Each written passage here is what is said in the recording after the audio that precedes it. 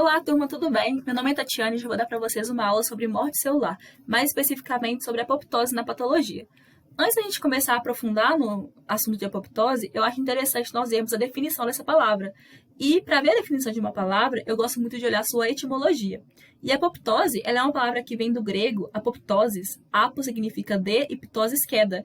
Faz alusão à queda das folhas das plantas e às quedas das pétalas das flores, o que é uma morte, digamos assim, muito importante para a continuação do ciclo de vida das plantas. E vocês vão ver que isso faz muito sentido para o que significa apoptose. Então, a apoptose é uma morte celular programada, geneticamente controlada. Ou como dizem Robbins e Coutran no livro deles de patologia básica, é uma via de morte celular induzida por um programa de suicídio finamente regulado, no qual as células destinadas a morrer ativam enzimas que degradam seu próprio DNA e suas proteínas nucleares e citoplasmáticas. Ou seja, a apoptose é uma morte programada de uma célula.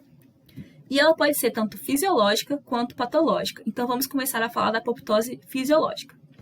A apoptose fisiológica ela é muito importante para a manutenção da homeostase do organismo, especialmente para o balanço entre aumento do número de células, que pode ocorrer tanto por mitose ou por diferenciação celular, e diminuição das populações celulares, que acontece principalmente por apoptose, mas também pode acontecer por uma diferenciação ainda maior da célula, mudando de população celular assim. Para vocês entenderem quanto a apoptose é importante, no ser humano normal, cerca de 50 a 70 bilhões de células morrem por apoptose todos os dias. E se a apoptose não existisse, se só existisse mitose, uma pessoa de 80 anos ia ter 2 toneladas de medula óssea e 16 quilômetros de intestino. Ou seja, não seria um organismo viável de forma alguma. Então, a apoptose é muito importante para a manutenção desse balanço entre a mitose e a diminuição das células, pela apoptose. Além disso, ela é importante para a regulação do crescimento e do desenvolvimento da resposta imune e para a eliminação de células indesejáveis, velhas ou potencialmente prejudiciais. Eu trouxe aqui para vocês alguns exemplos de apoptose fisiológica. Nós temos, por exemplo, a destruição de células durante a embriogênese e a metamorfose, que é o que acontece, por exemplo, para separar os dedos das mãos de muitos mamíferos. A involução de tecidos hormônio-dependentes sob privação do hormônio, que é o que acontece, por exemplo, na involução das mamas quando a amamentação para. Também ocorre muito na perda celular em populações celulares proliferativas. Por exemplo, no timo sempre tem produção de linfócitos. Então, a apoptose é importante para manter essa população sob controle. Ela também é importante para a eliminação de linfócitos autorreativos potencialmente nocivos. Isso aqui vai ser importante mais para frente, então, por favor, guardem essa informação. E ela é importante para a morte de células que já cumpriram sua função. Por exemplo, a morte de neutrófilos depois de uma resposta inflamatória. Aqui a gente tem alguns outros exemplos interessantes. Além dela ser importante para a separação dos dedos, a apoptose é importante na metamorfose de girino para sapo. É a apoptose que vai destruir essa cauda do girino, já que o sapo não tem cauda nenhuma. Ela também é muito importante para a regeneração. Então, por exemplo, em uma hidra que foi cortada, a apoptose vai destruir essas células que estão perto da lesão, para que as células que estão inferiores a essa lesão possam se proliferar e reconstituir o indivíduo completo. E o mesmo acontece na regeneração de um fígado, por exemplo. Já a apoptose patológica, ela acontece quando está desregulada, ou seja, quando está acontecendo ou muita apoptose ou muito pouca apoptose. Exemplos de situações patológicas em que há apoptose em excesso são nas doenças neurodegenerativas, onde há morte excessiva de neurônios e outros tipos celulares, como em Alzheimer, Parkinson e Huntington. Na lesão isquêmica, que acontece, por exemplo, em um AVC, onde há também uma morte excessiva de células. E a morte de células infectadas por vírus, que estimulam mais a apoptose. Também podem ocorrer situações em que a apoptose está em falta, como é o caso de neoplasias, os cânceres, em que há uma proliferação excessiva de células, nas doenças autoimunes.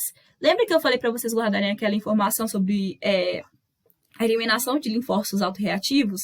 Se não acontece essa eliminação por apoptose, os linfócitos autorreativos, ou seja, que reconhecem uma proteína do próprio indivíduo, vão atacar o nosso corpo, e isso vai levar a uma doença autoimune. E também em algumas infecções virais, como é o caso de HPV, que causa o câncer de colo de útero. Então, agora que a gente já deu alguns exemplos de apoptose fisiológica e patológica, nós vamos falar de algumas alterações morfológicas que acontecem na apoptose. Inicialmente, acontece uma retração celular, ou seja, a célula que tinha um tamanho normal, ela vai começar a ter um tamanho bem menor. Ela vai ser menor, o citoplasma vai ser mais denso e as organelas vão ficar mais compactadas, porque tem um espaço menor para todas aquelas organelas ficarem. Também vai ocorrer uma condensação da cromatina no núcleo e, posteriormente, esse núcleo vai se fragmentar. Também vai ocorrer a formação de bolhas citoplasmáticas, que são essas protuberâncias, né, do citoplasma, e, posteriormente, essas bolhas vão separar das células e formar os corpos apoptóticos, que vão conter organelas e talvez fragmentos de núcleo envoltos por membrana. Posteriormente, essas células apoptóticas ou esses corpos apoptóticos vão ser fagocitados por macrófagos. E como todo o conteúdo celular está sempre envolto por membrana e logo depois ele já é fagocitado, a apoptose não leva à indução de processo inflamatório, o que é muito interessante e diferente de outros processos de morte celular, como a necrose, por exemplo, que vai ser falada mais à frente por outro professor nessa aula.